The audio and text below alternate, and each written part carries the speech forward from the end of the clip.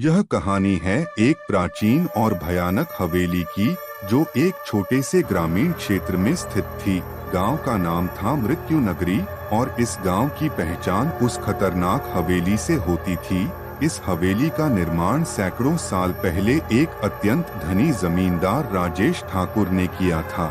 राजेश ठाकुर अपने समय का एक निर्दय व्यक्ति था। हवेली के निर्माण के दौरान कई निर्दोष मजदूरों की जान जाने की घटनाएं सामने आईं। कहा जाता है कि ठाकुर ने हवेली में दबी खजाने की खोज में कई बलिदान दिए थे। इन घटनाओं के बाद हवेली में अजीब और डरावनी घटनाएं घटित होने लगी और धीरे धीरे वह दोबारा कभी न खुलने वाली जगह बन गई। सालों बाद एक युवा शोधकर्ता वीरेंद्र ने यह तय किया कि वह इस हवेली के रहस्यों का पता लगाएगा। वीरेंद्र का मानना था कि इन घटनाओं के पीछे कुछ न कुछ सच्चाई जरूर है। उसके साथ उसकी 4 दोस्त आर्यन, सीमा, रोहित और नेहा भी जाने के लिए तैयार हो गए। एक दिन सभी मित्र पूरी तैयारी के साथ हवेली की ओर निकल पड़े। हवेली पहुंचते ही उनकी आंखों के सामने एक विचित्र दृश्य था। टूटे फूटे दरवाजे, खिड़कियों पर जाले, बड़ी बड़ी दीवारें और चारों तरफ सन्नाटा।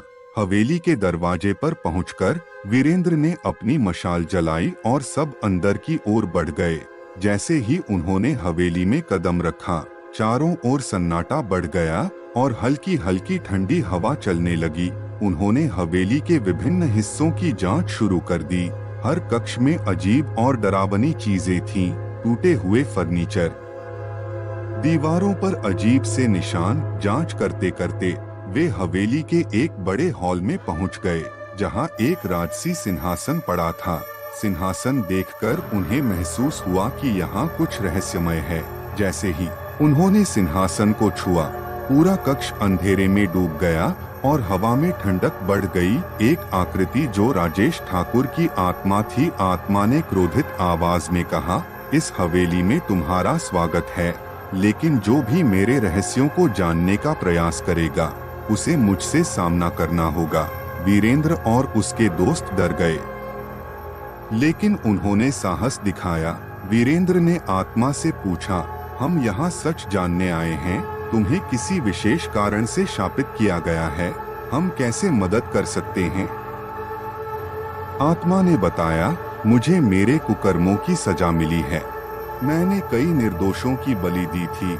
अगर तुम मेरे हाथों मारे गए निर्दोषों की आत्माओं को शांति दिला सकते हो तो मैं भी इस शाप से मुक्त हो सकता हूँ। वीरेंद्र और उसके दोस्तों ने आत्मा की बात मानी और ठान लिया कि वे निर्दोषों की आत्माओं को शांति दिलाने के लिए कुछ भी करेंगे। उन्होंने हवेली के तहखानों की ओर कदम बढ़ाए, जहाँ कहा जाता था कि उन निर्दोषों की आत्माएं बंद थीं। तहखाने में प्रवेश करते ही एक भारी दरवाजा उनके सामने आया, जिसे खोलने के लिए उन्हें ऊपरी मंजिल से चाबी लानी पड़ी। ऊपरी मंजिल पर पहुंचते ही उन्होंने एक पुराने संदूक में वह चाबी पाई। चाबी लेकर वे तहखाने में वापस आए और दरवाजा खोला। जैसे ही दरवाजा खुला, उनके सामने भयानक दृश्य प्रकट हुआ। तहखाने के अंदर खून के धब्बों से सनी दीवारें, भूमि और जगह जगह हवेली के निर्माण के दौरान मारे गए मजदूरों की आत्माएं घूम रही थीं। आत्माएं बहुत दुखी थीं और उनके चेहरों पर दर्द झलक रहा था। वीरेंद्र ने आत्माओं से बात की और उन्हें शांति दिलाने का आश्वासन दिया।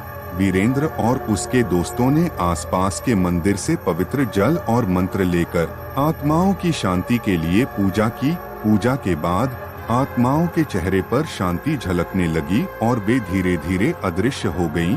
आत्माओं के शांति प्राप्त करने के बाद राजेश ठाकुर की आत्मा फिर से प्रकट हुई और कहा, तुम्हारे इस नेक काम से मुझे भी शांति मिली है, मेरी आत्मा अब मुक्त हो रही है।